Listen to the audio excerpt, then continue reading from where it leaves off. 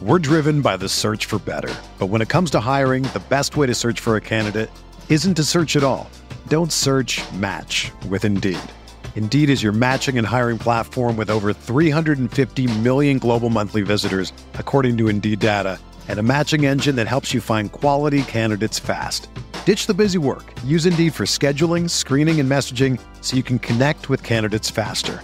Leveraging over 140 million qualifications and preferences every day, Indeed's matching engine is constantly learning from your preferences, so the more you use Indeed, the better it gets.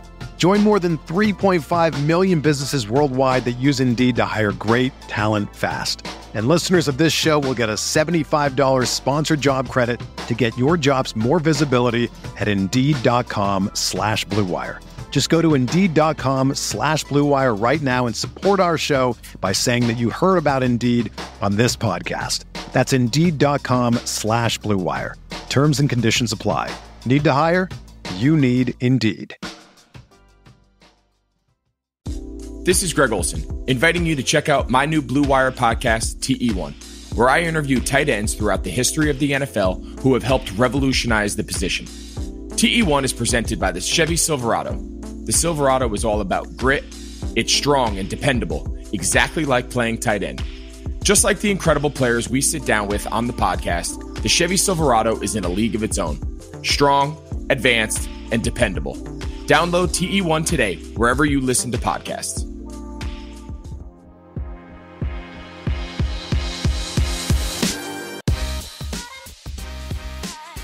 And welcome back to another episode of the Golden Bearcast.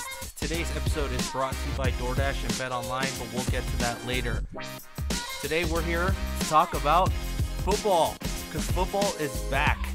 I'm one of your hosts on the Bearcast, Rob Huang. Alongside me, of course, is a best friend and my co-host, Andy Johnson. How are you doing, Andy? Solid. Can't complain, right? Don't get no better than solid, baby. All right. I mean, I don't think we need any more small talk because we got to talk football, right? We got to talk some football. So, let's get right into it. The Pac-12 announced on October 3rd, which is last Saturday, I believe, on College Game Day at 7:30 a.m. Pacific time, which I think is not ideal for most of your West Coast fans to get up to find out the schedule, but regardless, announced the schedule. The week before is when the Pac-12 announced that it would be back after the Pac-12 CEO group decided that it was okay with football coming back because of, the new rapid testing and all that they had figured out. So with that, they announced the schedule. All games will be on nationally televised services. So it says here, and I quote, every football game through the first 6 weeks of the season will be televised nationally by a combination of ABC, ESPN, ESPN2, ESPNU, Fox, and FS1. Fox will televise the football championship game on Friday, December 18th. Exact broadcast schedules will be determined at a later date. Guess what? Late night Saturdays are back. That's crazy. We're going to be staying up late. It's inevitable. I want your take. I want your takes on football coming back as a whole before we dive into the actual schedule. Not even going to comment on Pac-12 Network not having a single game? Well, they furloughed and then they cut most of their staff, apparently. Like, Mike Yam is no longer with the network, right? So it's kind of baffling that they're not using their own network that they have, but they're going to air it on national stuff. So, I guess it's better for exposure, but still. Does the Pac-12 network ever come back? I don't know. What do you think about it? Do you think they'll come back? I don't know. Hard to make the case either way, I would say. Seriously, I don't honestly know. Yeah. Was it potentially an overstep for them to, feel like they had to create their own network? And there's so many things. I mean, just on the radio today, they're like, are movies going to come back in the same way? Like theaters, right? Yeah. Theater experience. Yeah. I don't know. It's a very good question. I mean, particularly because I mean, people had so many issues with the Pac-12, right? Like the app didn't work properly. It was only on very, very select services. You couldn't get it on, I believe, DirecTV. You had in other spots, like you couldn't even get it on. So here's the thing for me. It's like you keep flaunting that you're in San Francisco and you're in the Silicon Valley, yet you aren't on any of the big cord cutting services, right? Like you had to go on Sling, but you had to like get like I think the highest one to get that channel. Like you weren't even on YouTube TV. Like it was just so difficult to even get. And I know the West Coast or the East Coast guys had an even harder problem trying to get Pac-12 Network. The real question for me is basketball, because that's where they covered a lot of games that wouldn't be covered nationally. Yeah. So that's the one is like, what happens then? Yeah. Yeah, no, I totally agree. I mean, they haven't said anything about basketball yet. They did say basketball. NCAA said basketball would be returning, I think, the end of November. That's the earliest you can start. So we'll see what happens with the basketball schedule and what they actually do. There's been a lot of rumors circulating and about, maybe they'll do like an out-of-conference regional like bubble where it's like, 8 teams on the West Coast meet at this one city and they just play like a round-robin tournament. Like those are your out-of-conference games. But who knows? Who knows what they're going to decide to do. Wild times. Let's talk some football. Let's do it. All right. So I'm thinking before we get into the Cal stuff, I'm just going to run you through the schedule as a whole. And let's go week by week and just pick out like one game that excites us that week. So to start off, the basic format of the schedule this year is you play all of your divisional opponents. Then you play one cross-divisional opponent.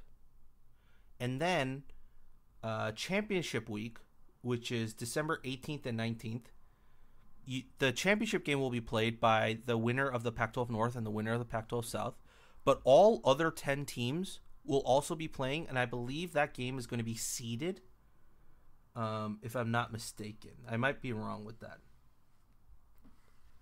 Rob, can you confirm you're saying that during the championship game, every other team will also have a game? No, most likely what they'll do is they'll have the championship game on the following day.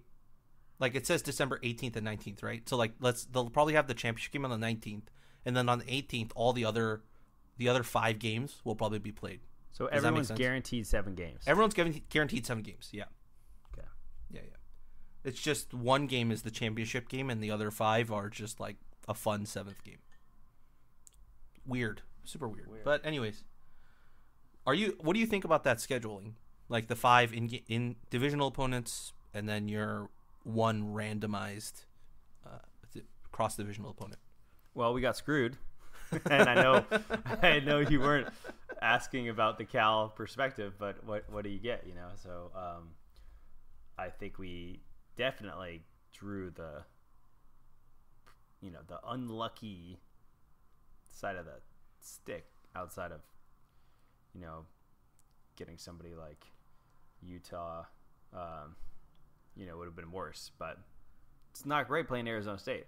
I think that the schedule itself is just like so short that anything can happen. I mean, I know we're going to get into predictions. I know we're going to get into all this stuff, but like I was asked a couple of times by a friend of mine, like, all right, how do you think Cal's going to do? And I was just like, dude, I have no idea. Because you look at a team like Cal who has started well in most seasons in recent memory, especially with out of conference. But then as they kind of get into conference play, it's really inconsistent. I mean, we've talked about last year where, we lost a lot of games and then came back and rallied. If you lose those first 3 games, your best bet is, 4-3. So mediocre year. And I think it's really hard. So I just think it's a small schedule, and understanding like the full schedule could not be played for obvious reasons, which is the fact that I didn't even think we're going to have football this year. So I think in what we're getting is already lucky. Cal could be as likely to be 6-0 as 0-6 or 3-3, or I guess we should make it into sevens, not sixes. But from a conference play standpoint and not the added extra game, it's just really hard to predict. So 6 games, cool, glad. I think it's just like one of those things, like it sucks for many reasons, because Cal was supposed to be so good this year. And so instead of having high expectations, my expectations are actually a lot more muted, where I'm just sort of like, well, I guess I'm just happy that there's football and like that we can watch Cal play, because the Giants were a lot more entertaining than they were supposed to be, and that was really fun, and I didn't expect that. And the basketball's been amazing, like hands down. I think it's been the best of any sport going right now. I don't watch Premier League, so Rob, feel free to shut that one in my face if that's not true. And then I think the NFL's been a disaster. How could you not? It's just and then we got to get into that too, which is what happens when you have the inevitable take place, which is teams get exposed to COVID. You have the Notre Dame situation. What happens? How do you work around it in this abbreviated sort of micro schedule that we're getting? And the other thing too is, like, I'd like to ask you is, like, would it been that bad to postpone to what I would call winter spring? So maybe you're starting in January and playing out the schedule then under terms that could be maybe a little bit more certain in regards to player safety. I'm curious to get your thoughts, or if where you land on that. I actually wanted a spring schedule. I thought that would have been fun. Even for us, imagine getting 2 football seasons in a single season, or in a single calendar year. Like how much fun would that be, without the long draw of an off season. Yeah. At the same time, I totally understand that human bodies weren't made to take that much punishment, and there's a reason that season breaks are as long as they are. So with all that taken into account, and if this was like a utopian world, I would have loved to have seen football come back in January. But I think the moment the Big Ten decided to come back was the nail in the coffin that the Pac-12 needed to come back. It's just, you can't be the only Power 5 conference that's out, and the financial loss and the hit you're going to take by not participating is significant. And not only is it significant to the conference, but it's significant towards each school, right? Each school gets a payout from the NCAA for playing in an NCAA sport, particularly football. So even just that added revenue, particularly now, is probably even more beneficial for every university. So that's probably why most schools said that they wanted to go and wanted to play. We talked about the Utah stuff, right? Like, the entire athletic department got furloughed from top to bottom. Like, that's insane, considering the amount of money that we always talk about that's in college sports. So with all that taken into account, they made the financial move. They made the right PR move. I don't think it was the right move overall, but I can't, as a business decision, I can't see why. I can see why they did it, is what I would say. What would be your thoughts to what I just said? I think that's spot on. I think I imagine that the something to do with television revenue. It's all money at the end of the day, which is to the NCAA's folly, really. Yeah. That I think Stanford was the one that was rumored to be out because specifically they felt they would then no longer be able to prove this amateur status of their student athletes because you're having preferential treatment to football players coming back versus golfers or other sports. And I think that that's super valid. So I don't see how you can possibly make this about anything else. And as we've talked about, I think your chance of failure here is high because failure starts with one. Failure starts with one person who catches COVID, who deals with lifelong issues because of that, potentially. Or potentially passes to somebody else, and that ends up, if just anybody gets any type of hurt out of that, what was it all for? So I think that's put a muted kind of enjoy. I mean, I'm very excited that football is coming back. I'm very excited that we get to watch Cal versus Oregon. I'm very excited that we get to watch Cam Bynum play more. There's tons of things to be really excited about. So I think that they made the predictable move. But I think if you ask me, like, what strong leadership would have looked like, I would say more of what you talked about, which is being like, look, we know that these other leagues are back. Good for them. There's fans in the stadium. Like, we're obviously in a different situation over here on the West Coast. There's fires that are ravaging this area anyways. So the odds of us being able to play in a smoke-free environment right now are, slim to none. So we're going to push till, January 21st. And we're going to start our 7-game season then.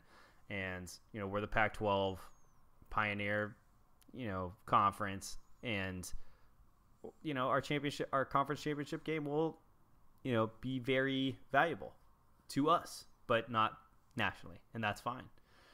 So I don't know, but I don't really know. Like, I can't, as a fan, I'm not saying that that's like the most fun option. It's not at all. The most fun option here is if Cal goes 5-1 or 6-0 and heads to the championship game with a real shot at the national, the playoff. Like, that's the fun side of it. So from a fun standpoint, I take what I just said, throw it out the door, and give it a nice punt out of there, But from a personal standpoint and priority and value standpoint, I think that's where the other perspective kind of comes from. Yeah, I think you make valid points. I think the one thing I would add on to that is I think the narrative of how everything played out kind of went in the conference's favor, right? Big Ten decides they're going to play. Pac-12 kind of says, you know what, we're still going to think about it. Then all the players come out with the we want to play movement, right? You saw all that, like the hashtag we want to play or let us play. And so the Pac-12 kind of just, they didn't need to force kids to play. Everyone was willing to play. So you kind of play that role of we're giving in to because our players want to do it and we think we can do it safely. I totally think that this entire environment and atmosphere is different if all the players were united, at least in the conference, saying we still are hesitant because of the health risks. We still are not a full believer in that. Then the conference has a bigger issue on their hands. Even if they want to play, that means they're forcefully going to ask players to play, right? Either that or forego whatever it may be. And that just looks bad on the conference. I think narrative-wise, it just worked out for everyone involved, where the players, look like they wanted to play and they got that answered. The conference makes it look like they didn't have to, be the evil, conglomerate that's just there to make money off of it. Yeah, totally fair. I think that it came their direction a lot. And, we'll be better off it's going to be entertaining having college football to watch and Cal football, college football that I care about. Yeah. I watched Mike Leach lose. That was awesome. Double whammy on that one. I got to watch KJ Costello not be good. So that was also fun. And then no love lost there. Yeah. There's so many games though that have just been insane, right? We're veering off topic here, but the Texas Tech game a couple weeks ago, they were up 13 or 18 with 4 minutes left. Yeah. Yeah, so it's been fun to watch. It's been fun to watch. It's fun to have on. It's just like everything else except for the NFL because the NFL is so boring. Is there anything more boring than the 2 games on Monday night tonight? No. Yeah. It's none. Just so boring. But everything else seems to be really entertaining. So that's good. The Niners game was entertaining, kind of. But yeah, I think that I think college football has been fun. It sure is weird though. It sure is weird seeing fans in the stadium. I mean, dude, when I saw that Georgia, oh my goodness, dude, that stadium was I swear it was closer to half full than it was to a third full. Like, it was packed. I think the funniest part about that Georgia thing is that didn't they take away like all voting locations or except for one on campus because they said they were worried about COVID? And yet there's like that many people in the stands. Yeah, you get masks. it, Rob. You get it. That's all I'll say on that. You get it. Not everybody gets it. It doesn't make... All right. Whatever. We'll talk about... we can get into that in another podcast, but let's run down through the schedule and push this podcast along. Week 1, Andy, all games will be played on Saturday, November 7th. We got Arizona at Utah, Arizona State at USC, Stanford at number 14, Oregon, UCLA at Colorado, Washington at Cal, and Washington State at Oregon State. Which game intrigues you the most? UCLA, Colorado. Really? If it intrigues you to watch two teams burn, I think you got it exactly. Dude, I think we have the marquee matchup that week. I really do. I don't know about the Oregon Stanford. Dude, is Stanford even good? Like, can we talk about this? Like, I don't know. I don't cannot think so. definitively tell you that Stanford will be good this year. And they lost their best corner. Like, Debo's gone. He's going to the NFL. He's not coming back. Yeah, and they still, I mean, granted, they still have a 5-star quarterback that's playing, but that's besides the point because all of their quarterbacks just hand the ball off to their 5-star running back anyways. So, yeah. I mean, is that our main competition? I think so. Yep. Arizona is supposed to be garbage. So I think the Arizona State USC game is intriguing to me. Yeah. Because I think honestly that's the battle for the South. For sure. No, that's a good one. That is a good one. I think that the Cal Washington narrative now is interesting. No, sans Chris Peterson. Yeah. And I think that you're sort of trying to understand what Washington's going to be, which I imagine is probably a pretty good defensive team. Yeah. And then big questions for us. Breaking a new offensive coordinator, coming back with tons of talent on the offensive side of the football, breaking in a very kind of new defense, if you will, at least from a linebacker D-line perspective. So there's a lot there. I would say that that's probably up there against the other matchup that you mentioned as the matchup to watch. Like, that's for sure the game I would want to watch, obviously. But if I'm trying to like keep the bias out of here and say, if I was looking at that as the same way as I look at the SEC or the same way I would look at the Big Ten, like what would I want to watch? That would be the one where I'd be like, there's intrigue there. What about you? No, I think you're pretty much, or I think we're pretty much have a hive mind. I think the Washington Cal game. So let me take a step back. The Arizona State USC game and the Washington Cal game, they're intriguing for different reasons. The reason Arizona State at USC is intriguing is because they have arguably some of the most electric talent in the conference, and they probably have the most like good continuity and established stuff like in terms of the team. So that's why I would want to keep an eye on them to see like can they hit the ground running right after last season. Washington at Cal, the intriguing part about it is, as you said, both teams are breaking in a lot of new coordinators and a lot of new skill position players. Particularly Washington also has a new offensive coordinator and a new quarterback. This game could potentially be a Garber's brother sibling game, where you have Chase Garbers, who's the quarterback for Cal, our leader in QB1, and his younger brother Ethan, who's at Washington and is vying for the starting quarterback job. So I mean, and Chase talked about it on our podcast when he was on, and he's like, yeah. I hope he wins it. It'd be super fun to play against him, but he's gonna try his best to win that job. So, like, that's the intriguing part for me. There's a bunch of like narrative and plot lines there, but yeah, I think those are probably the two marquee games.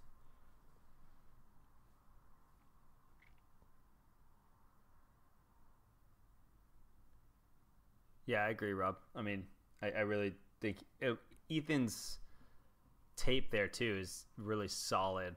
He was super good. Yeah. I was really bummed that he picked Washington. So, no, I agree. All right. On to Well, week we'll two? move to week 2. We got a Friday night game, Friday the 13th, Friday November 13th, Utah at UCLA.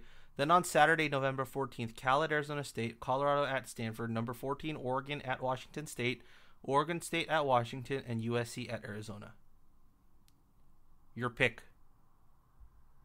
Dude, that's tough. You go first this time. I'm gonna have to go Oregon at Washington State. Why? That'll be their first road game, right?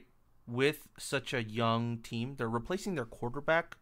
They're replacing their left tackle. They're replacing Javon Holland on the back end of their defense. Like, they have a bunch of guys that they're trying to replace in Oregon. And then they're playing at Washington State, which with Nick Rolovich, like, I think they're going to want to hit the ground running and try and get like a marquee win off. And it's at the Palouse. Like, it's November in Washington. Like, I think No fans, though. no fans. Yeah, no fans. But I think also weather could play a part into this game. But we'll see. I think I just think that matchup is really, for me, it's intriguing. Yeah, no, there's definitely intrigue there, but I've kind of written off Washington State already as just not going to be very competitive. Yeah. And a lot of my Oregon fans that are friends of mine think that Oregon's going to be really good. So, let's see. The other one was I picked up on Stanford, Colorado. Who was Utah matched up with again? Arizona. Utah at UCLA on Friday the 13th. Oh, sorry, it was Utah, UCLA. Yeah. I mean, it's interesting, right? Is this Chip's last hurrah here? It might be. Does he get another season if things go bad? If they go 1-5 or like 1-6, 2-4, I don't think so. 2-5. Yeah. I mean, his legacy. You talk about like the up and downs. You know, Yeah, it's not great. and it's just crashing since the NFL debut. Yeah, I mean, other than that, I don't think there's that many marquee games for week 2. I think we can move on to week 3. Friday, November 20th, UCLA at number 14 Oregon. Saturday, November 21st, Arizona at Washington, Arizona State at Colorado, Cal at Oregon State, USC at Utah, Washington State at Stanford. I think this one's obvious. Dude, our conference is not good right now. I'm like, you're listing out these things off, and I'm like, nah, no. No. USC, Utah. Yeah. Obviously. I think without a doubt. I'm once again, like, super biased here. I think Oregon State is interesting to me, and I think that matchup against Cal is going to be a good one to watch. If we end up having a top-notch offense and maybe just a rebuilding defense, then that becomes a potential like shootout type of game. I don't know if our offense will be that good, but that would be kind of cool to think about. So it's got to be Utah USC though, because that's where my mind goes for the South contention, I would say. Yeah. I think you're right. I think my pick would be UCLA at Oregon, just because, once again, the plot lines of Chip going back to Autzen, like him playing there. Probably no fans at that point, of course, but yeah, just him being in Oregon at Autzen, and like, you know, what if he loses there? Like, he might, if he loses week 1, week 2, week 3, he might be fired by the end of week 3. Like, it's totally viable. I mean, in COVID times, Yeah, you're that might be weird. particularly on the job right now. Yeah. All right, let's move to week 4. We got 3 games on Friday night. We got number 14 Oregon at Oregon State. We got the big game. We got Washington at Washington State. So like 3 rivalry games. Jeez, dude. The North is playing all their rivalry games. Apple Cup, and the big game. Yeah, Civil War, big game, Apple Cup, all on Friday, November 27th. Yikes! Remind me where I am. That's probably Thanksgiving shelter weekend. in place. Yeah. That's Thanksgiving weekend for on Black Friday. Crazy. Great. Love it. And then Saturday, November 28th, Arizona at UCLA, Colorado at USC, and Utah at Arizona State. Which game intrigues you, buddy? Outside of the obvious pick, Yeah. Civil War. Yeah. Civil War. Yeah. It always does. I always have interest in that game. And They're probably the most outcome established. It's always so one-sided. Yeah. I always wonder if somehow Oregon State's going to pull it off because Phil Knight hates that. Yeah. Somewhere if Oregon loses, he's tossing a Nike out like a 100th story window and potentially hurting somebody. Except Oregon State is also Nike too, so which is weird. That no matter. Pay no mind to that. When you read Shoe Dog and you know that Phil Knight does not like Oregon State. No way. Doesn't matter. So I don't know. I think that one's of interest to me. What about you? I'd be interested to see the Colorado at USC game. Colorado and USC always play some interesting games in my opinion, and I do feel like with the new coach, that could be a tone setter for that matchup under the new regime at Colorado. So I don't think they'll necessarily win, but if they can somehow keep it close and just put the pressure on SC, I think that totally changes the dynamic of that matchup for the next few years. But that's me. We'll move on to week 5. Friday, December 4th, Washington State at USC. Then Saturday, December 5th, Colorado at Arizona, UCLA at Arizona State, Stanford at Washington, number 14 Oregon at Cal, and Oregon State at Utah. Oregon, Cal, and then Stanford, Washington, was it? Yeah, that game's always interesting. Always, yeah. Mm-hmm. Definitely. Yeah, that's my pick. You know what's interesting to me is the Washington State at USC game. Why? Do you know why it's interesting to me? Think of the offenses that both teams ran the last, let's say, 5 to 6 years, and then the offenses that they'll be running at this game. They basically switched offenses. True. So I think it's just going to be fun just to watch and how like mind-boggling it is that Washington State's not running an air raid, but USC is. It's just so weird. In some ways, it makes me kind of miss Mike Leach because I like having another competitive team in the conference. But in other ways, Mike Leach is a total fool, and in most ways, so I don't really miss him all that much. But I agree, it'll be really interesting to watch. USC is going to just be a fun team to watch, I think. Yeah, they just have so much talent. Yeah, plethora of talent. Yeah. All right, week 6, Friday, December 11th, Arizona State at Arizona, the Territorial Cup. Utah at Colorado. And then Saturday, December 12th, Cal at Washington State, Oregon State at Stanford, USC at UCLA, and Washington at Oregon. I mean, 2 rivalries there that you have to choose from, neither that involve Cal. So Washington, Oregon, those teams hate each other and those fan bases hate each other. Also, Rob, did you say December 11th? Because what the hell? December 11th. So late in the year, and you're talking about the North, so it's gonna be Pacific so cold. Northwest. That's gonna be a cool football game. It's gonna be so cold. And then you got UCLA, USC. Yeah, Battle of SoCal, always good, entertaining to watch. Is Chip Kelly, saving his job? Is he not? Who knows? Yeah. Is Clay Helton in a similar position? Has he messed things up beyond no return? There's a lot of storylines down in LA that could be interesting. Very, very much so. I think you're right. I mean, I think it's a no-brainer. Washington at Oregon is probably the biggest one there, just because of how much like hatred those two teams have for each other. So, I think you're right. And then week 7, Friday, December 18th is the Pac-12 football championship game.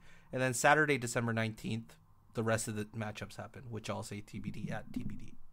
But they Location will be either. Is still Levi's? I believe it's at Allegiant. Oh, okay.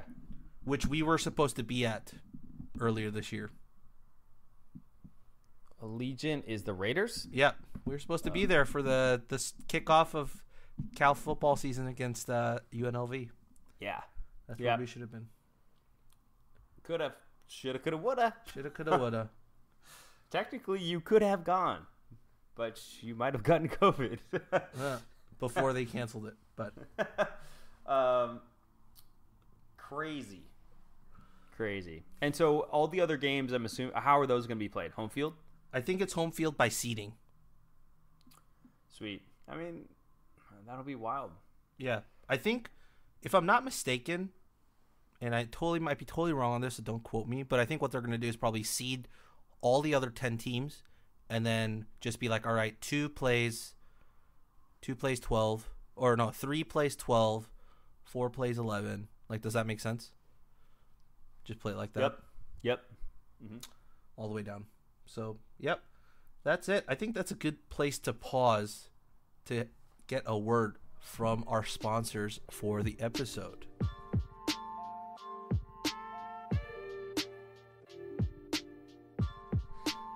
You've counted on restaurants, and now they're counting on you.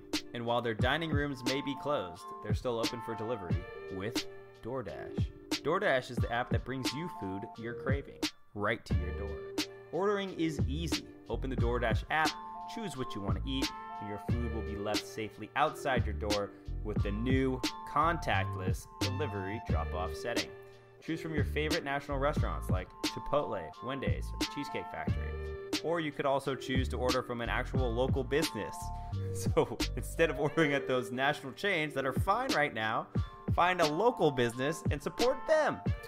Many of you like your local restaurants, and they're still open for delivery. So just open the DoorDash app, select your favorite local spot, and your food will be on its way. Right now, our listeners can get $5 off and 0 delivery fees on their first order of $15 or more when you download the DoorDash app and enter the code BLUEWIRE. That's all capital letters, $5 off, 0 delivery fees on your first order when you download the DoorDash app in the App Store and enter the code BLUEWIRE. Don't forget, BLUEWIRE is the code that you need to get your $5 off on your first order with DoorDash.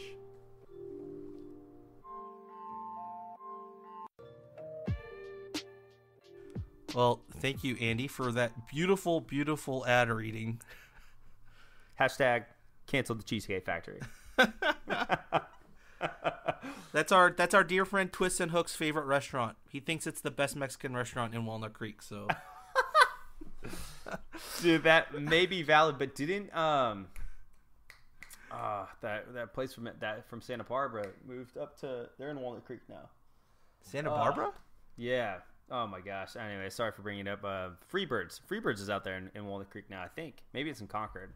I know they used to have one up. The closest one I remember is that it was up near like Vacaville. That was the closest one. But if they have one up here near Walnut Creek, yeah, those nachos. Oh man. Yeah, dude, that late place night, 2 a.m. That place is way better than Chipotle. Yeah, way infinitely better. Yeah. Here's a bunch of places that are better than Chipotle. Pinto Thai food.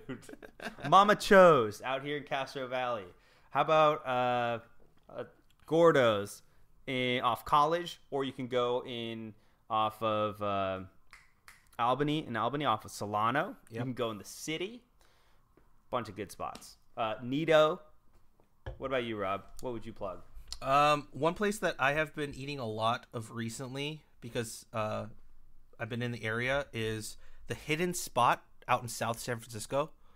Get the Wagyu burger with kimchi and fried egg in it, or the spicy chicken sandwich. It's called the Hidden Spot. Yeah, it's inside of a bar. They're running out of a kitchen of a bar right now. It's only pickup, but holy snaps, dude! Like, arguably the best burgers I've had in forever, and they have these like sweet soy sauce spicy wings, and Bro, they're you gigantic. are telling me this now? Oh my god, it's so good, so good. These are the gems you save for the podcast. Yeah, unbelievable. Yeah. Have you gone to Smish Mash? I have not gone to Smish Mash yet. Smish Mash is money. Okay. Really, really good. Another good local business to support. Another local business, In-N-Out. We'll allow In-N-Out. That's fine. Shake Shack. I guess if you have to, if you really need it. But Get a local burger spot. I think I think one thing I'll say is we need to plug all of the Berkeley businesses, because there was an article on Eater, I believe Berkeley side or Eater, about how difficult it is for a lot of Berkeley businesses right now. Like, they talked to the Cheese and Stuff owner, they talked to a bunch of the other owners. I'll actually link it in the bio or the notes for this podcast episode if you guys want to go read it. But if you live in the area, like, go and support like all the places you ate, you know, as a Cal fan on game days, or if you went to college here during your college days, because a lot of them are struggling pretty big time. Apparently. Big time. So yeah, big time. Yeah, even like I'm sure Yopo is struggling. And, yeah. You know, it's I think I've been to Chenois was where I've probably been to Berkeley most recently. I got Trattoria Siciliana before they shut down. Yeah, that was super sad. Delicious. Yeah, well, luckily you can still get it, so that's good. But I did hoard a couple of those olive oil bottles, which was amazing. But yeah, so anyways, we can host our own little food podcast, by the way. Yeah, we were talking about that, remember? We were talking about doing that. So maybe we'll get that on the docket one of these days. But let's continue our conversation on the schedule. Let's talk about Cal's schedule. All right, I'm gonna run you through it. November 7th, Washington comes to play in Berkeley. November 14th, we travel to the godforsaken state of Arizona to play ASU. November 21st, we play at Oregon State. Friday, November 27th is the big game. December 5th is at home to Oregon. December 12th is at Wazoo. And then December 18th or 19th is the TBD game. If we're in the championship game, we'll play on the 18th. If we're not, we'll play a seeded game on the 19th. What are your thoughts on our schedule? I'm missing one. What are you missing? Washington, Arizona State, Oregon, Wazoo. Stanford? When's Stanford? Big game, November 27th, Friday. Okay. All right, so let's see. Wrote down win next to all of them. Now I need to go adjust. Okay, so let's call Washington a win, but maybe a loss. So, like, coin flip? Yeah. Down 50, with that? 50. Yeah, let's just say it's a quote-unquote tie. Coin flip Washington. I think ASU could be pretty solid. I feel like it's a 60-40 win. That's where I'm at. I don't know. I think Oregon State's a win, but I've already talked about like the potential of it being a loss. But I feel like 65-35 on that one. Yeah. I'm going Oregon win, but that's definitely not the majority of people are going to say that. So I think that's probably a 45-55 opposite direction, like going in Oregon's favor at least. All right. But I'm calling it a win. All right. So hold on. So that's a win. So I'm saying, let's say loss to start, win. Why don't we just say that we win the big game and then blow a game against Wazoo? Great. Okay, so Wazoo I definitely think is a win. Stanford I think is a win because I'm not convinced that Stanford's going to be good. So we're 4-2. I think we're 4-2. That's pretty solid. Could easily be in the championship game. You basically think we lose to start the season and lose to end the season. We win everything in the middle. Is basically what you're saying.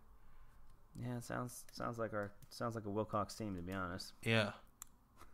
I don't know. Or it's like, the Wilcox move would be like win Washington, win ASU, win Oregon State, and maybe lose Oregon, lose Wazoo, lose Stanford. 3-3. I mean, his Pac-12 record isn't great. Like, it's just a fact, right? His win-loss record is actually pretty good because of he's always carried a minimum of 3 wins because he's won every single out-of-conference game he's played as the head coach here. Yeah. So if you take those away, his conference record, I think, is barely at 500 or under 500. I believe it's actually under 500. Yeah. So, yeah, I think you're absolutely right. What do you think is the toughest game on the schedule? Oregon. I don't think there's any game that's close to as tough as Oregon this year. Really? Yeah. Even at home? Even at home with no crowd, no nothing? Dude, home means nothing. I mean, that's what I mean. What do you mean? what I'm saying is it's like playing at a neutral. It's playing like at a neutral place, right? It's not. You're not traveling. Like you're not doing anything, but they're traveling. We would have ordinarily gotten Oregon at home. Like we Right. would have had them at Right. which I think would have been an advantage for us. I don't think there's any advantage, dude. That's like what? You could drive that. It's like a 10-hour drive. It's true. No problem. You could fly down in an hour and a half. Like it's nothing. I think that they get to come to Berkeley and play in a beautiful stadium with no fans and probably a gorgeous night. They're just, damn it. It's what a year, to lose the home field. But yeah, I think like Oregon is the team to beat right now. Period. In our conference, I think they've recruited incredibly well. They won the Rose Bowl. That's the one. Yeah. They, know they're resetting at quarterback, but how many times have we asked that Oregon be bad and reset at quarterback, and they come up with Jeremiah Masoli or Vernon Adams randomly. Like just we've been asking that for years, and they've been able to do it every time. So until proven otherwise, I think that's a big one. It's pretty interesting with Washington and seeing like what could happen up there, but we seem to have had that program's number. And then I just don't know enough right now with Stanford and what's happening and how they looked last season. I'm not totally convinced that they are the Stanford of the past. Yeah. So that's definitely the one for me. What about you? I'm gonna go out on a limb here, and I think that the at Washington State game might be the toughest game. And This is nuts. Let me explain. This is nuts. Let me explain. What is going on with Washington State? Tell us, Rob. It's not because of who we're playing. It's because of where we're playing and when. We're playing in the state of Washington, in Pullman, on December 12th. Just imagine. What do you think the likelihood of a snow game is for this game? December 12th in Pullman, Washington. Like, if this turns into a blizzard game or like a snow game, holy hell. Like, that might be the toughest game we have to play. Because snow games, we don't have snow games here in the Pac-12 because it's just, we don't play that late and it doesn't get that cold, right? We've never played a Pac-12 game in December before, like this late. December 12th. If this was the regular bowl season schedule, Andy, December 10th is the Las Vegas Bowl. Yeah. Wow. So we would have been if we're playing in a bowl game, like that's how late in the season it is, right? So that's why that game scares me to a certain degree. Because if we have to play in the snow, like holy crap, I don't think anybody on our team, let alone anyone in the Pac-12, has probably experienced a snow game. We've done monsoons and we've done like rain games, but I don't think snow games has ever been on the docket, and so that could be the first. That'll be fun. It'll be super fun. That's interesting. I think Pullman doesn't seem all that scary if there's no fans. But Yeah. I agree. The location, northern Washington, it's interesting. Or it's like East Washington, right? Yeah, I think East Washington. I don't know my geography of Washington that well. But that's pretty interesting. And then we'll see about the fires. Because, hope, like, knock on wood, that this hurricane's going to give us a little bit of, like, rain that's going to come from it. But, goodness, big game, like, people, I think we forget, like, big game 2 years ago was postponed because the fires in November. So we're not out of this yet. We got a month and a half left. Yep. So, yeah, definitely. I guess the other flip side of this would be, what do you think is the easiest game on the schedule? Well, I don't know. I would have said Washington State. But I just think all things considered, that's the hardest game. Given that you've brought it up twice, not once, but twice, I don't know, man. Oregon State, I don't know. I think ASU's maybe the second toughest. I think for me, the easiest game is the big game. Wow. At home, you've already won the Axe. You've already won the Axe last year. I know that. But I'm saying you've already won the Axe. You have no pressure of that whole streak on your shoulders anymore, right? I think you play comfortably, and I don't think Stanford's going to be as good as we expect them to be. So all things considered, I think that might be the most like easiest game to play through. So here's the thing for me with away games and why I think they might be a lot more difficult than what you would think, or even without fans. It's because you have to consider the travel that's going to come with these games. And on top of that, the travel with the pandemic, right? I think you're going to be a lot more on edge. You're going to be there's a lot more like processes and things you have to go through. You can't like be a lot more relaxed, right? Like you're wearing a mask throughout your entire flight or your entire trip throughout until you get to the hotel. Like even when you go to the hotel or wherever, like you're just basically quarantined in your room up until the game. You play the game, even when you're playing at the game, like it's, not in a normal setting of an away game that you're used to. So I think that's the reason I think away games actually might be harder than a regular away game. That's my thought, even without fans. I think that's fair. That's a good read. I think a lot of players have mentioned the toughness of that from the NHL and MLB, so it's valid. Yeah. All right. You have any other thoughts on the Cal schedule? No. See you November 7th? Yeah. I mean, we'll have our preview pod up where we go through like our grandiose predictions of the season like we did last year with, me saying that Brett Johnson's going to lead the conference in sacks. Things like that. We'll have a pod like that. So are we going to bring Josh back? We got to bring Josh back. We got to bring Trace back. Trace actually got one thing right, which was that Chris Brown Jr. would lead the team in points scored, which he actually did. It's pretty solid. Yeah. So yeah, we'll definitely bring some people back. But we got one more piece of news to talk about, and you kind of alluded to it earlier. Cam Bynum has announced today, and we're recording this on Monday night. Cam Bynum has announced that he is returning to Cal to play in the 2020 season on September 6th, I believe. Let me just double check this. On September 6th, Cam announced on his Twitter and Instagram page that he would be declaring for the NFL draft.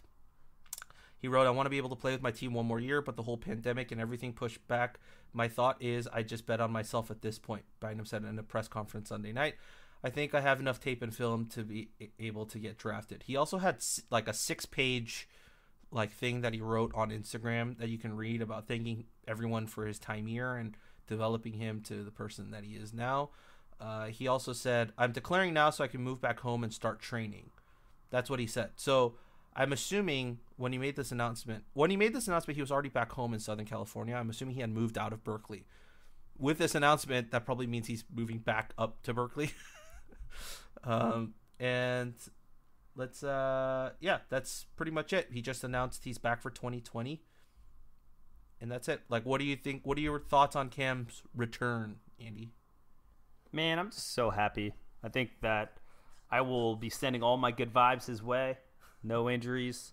And just knock on wood. Really thrilled for him. So excited that he's back. It's huge for us. Yeah. Just gives us that much more, it gives us arguably our best player on defense back. So it's massive.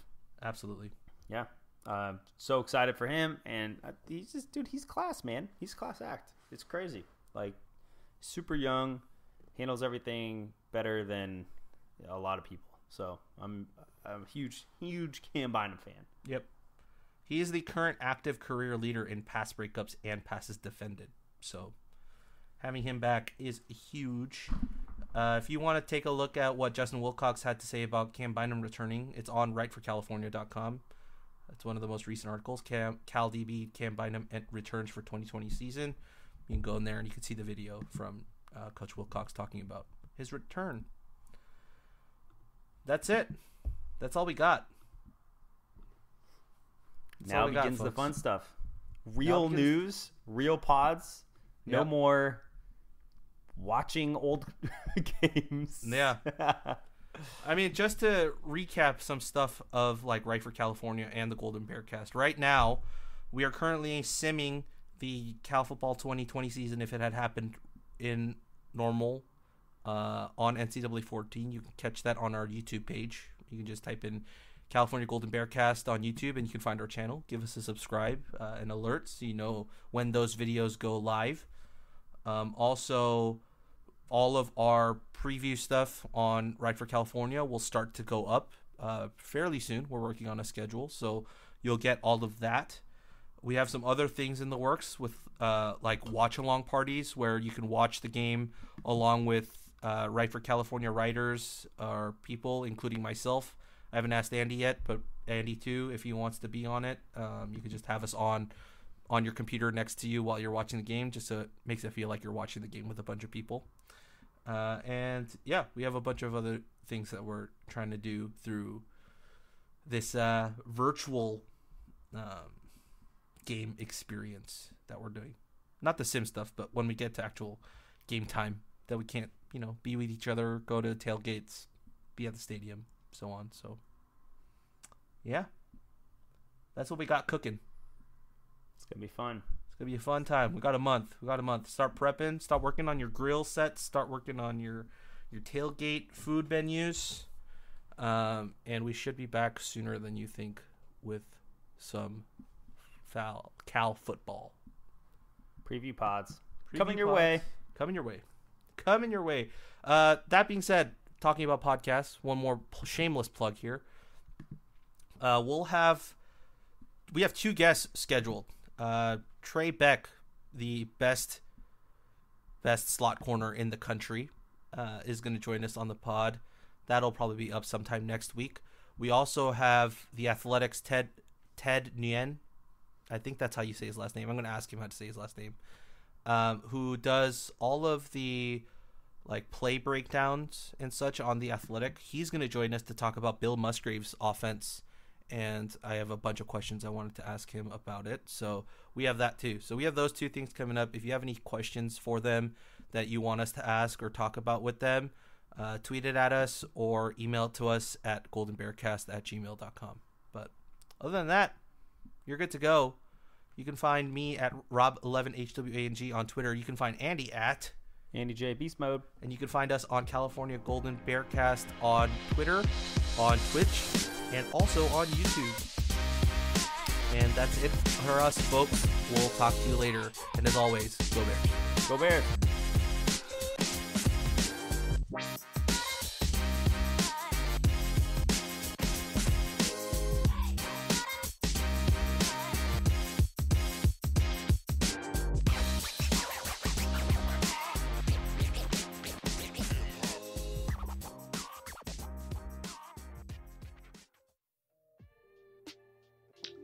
The wait is finally over. Football is back. You might not be at a game this year, but you can still be in on the action at BetOnline. BetOnline is going the extra mile to make sure you can get in on every possible chance to win this season. From game spreads and totals to team, player, and coaching props, BetOnline gives you more options to wager than anywhere else. You can get in on their season opening bonuses today and start off wagering on wins, divisions, and championship futures all day, every day. Head to BetOnline today and take advantage of all the great sign-up bonuses. Don't forget to use the promo code BLUEWIRE at betonline.ag. That's BLUEWIRE, all one word. BetOnline, your online sportsbook experts. We're driven by the search for better. But when it comes to hiring, the best way to search for a candidate isn't to search at all. Don't search, match with Indeed. Indeed is your matching and hiring platform with over 350 million global monthly visitors, according to Indeed data, and a matching engine that helps you find quality candidates fast. Ditch the busy work. Use Indeed for scheduling, screening, and messaging so you can connect with candidates faster. Leveraging over 140 million qualifications and preferences every day, Indeed's matching engine is constantly learning from your preferences, so the more you use Indeed, the better it gets. Join more than 3.5 million businesses worldwide that use Indeed to hire great talent fast. And listeners of this show will get a $75 sponsored job credit to get your jobs more visibility at Indeed.com/Blue Wire. Just go to Indeed.com/Blue Wire right now and support our show by saying that you heard about Indeed on this podcast. That's Indeed.com/Blue Wire. Terms and conditions apply. Need to hire? You need Indeed.